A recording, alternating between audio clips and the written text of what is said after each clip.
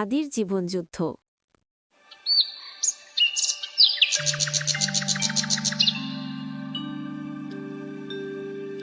ছোট্ট একটা গ্রাম, নাম নদীপুর। সেখানে আদি নামের এক গরিব ছেলে তার বাবা মায়ের সাথে থাকে।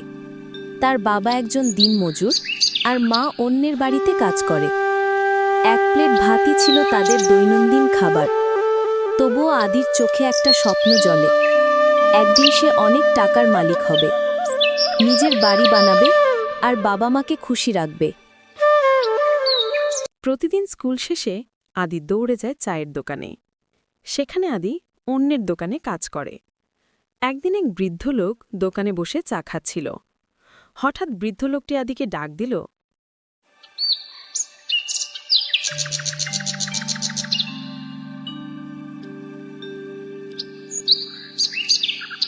বাবা, তোমার নাম কি?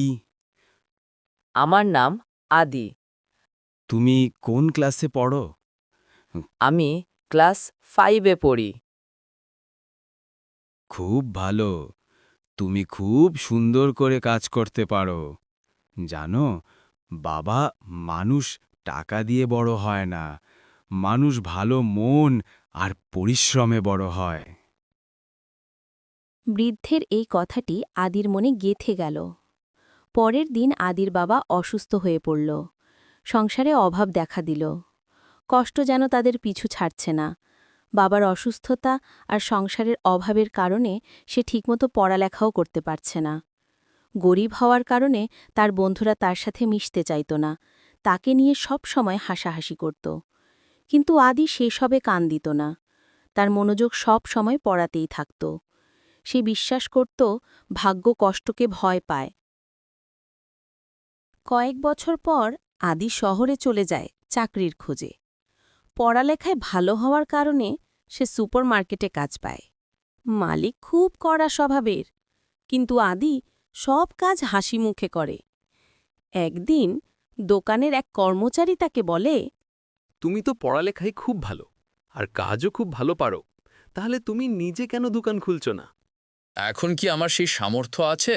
তবে যেদিন আমার কিছু টাকা হবে তখন না হয় ভেবে দেখব। কয়েক বছর পর আদি নিজের জমানো টাকা দিয়ে একটি ছোট দোকান খুলল। প্রথমে খুব ছোট দোকান, কিন্তু আস্তে আস্তে তার দোকান বড় হতে লাগল। আদি শহরের সবচেয়ে বড় সুপারমার্কেটটি নিজে কিনে নিল। সেই দিন থেকেই সে শহরের সবচেয়ে ধনী ব্যবসায়ী। যে ছেলেটা একসময় অন্যের দোকানে কাজ করত, আজ সে নিজের পরিশ্রমে শহরের সম্মানিত ব্যবসায়ী। তারপর সে একটি সুন্দর বাড়ি বানালো এবং বিয়ে করে সে তার বাবা মা, স্ত্রী ও সন্তানদের নিয়ে সুখে বসবাস করতে লাগল।